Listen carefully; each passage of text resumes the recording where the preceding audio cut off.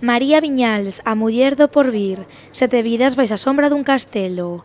Ese é o título da obra do historiador pontevedrés Diego Piai Augusto, un libro que naceu tras unha longa investigación e que relata a vida da escritora pontevedresa, así como da súa familia.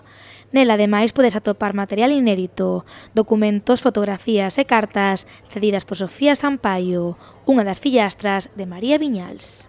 Sentía a obriga de que todo o mundo debería conocer estes datos, estas fotografías, estes documentos inéditos.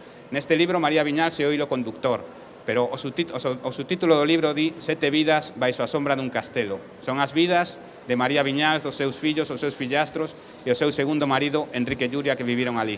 María Viñals é o hilo conductor, pero eu falo de toda a familia, ese é o enfoque.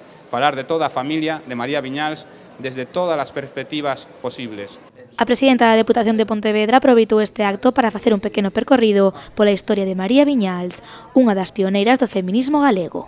María Viñals era unha muller que naceu nunha época complexa para as mulleres, pero que foi unha muller como somos as mulleres galegas, rexa, que rompeu con moitos clichés e con moitos estereotipos, e que foi quen de que porque o castelo de Soutomaior pasara toda a cultura galega, toda a cultura española. Esta obra presentada no Culturgal será publicada en 3 idiomas, galego, castelán e inglés. A súa historia de María Viñals será recollida tamén nunha nova aposta da Deputación de Pontevedra. Trátase dunha mostra que abrirá as súas portas o vindeiro día 17 no Castelo de Soutomaior e que permanecerá aberta durante todo o mes de xaneiro.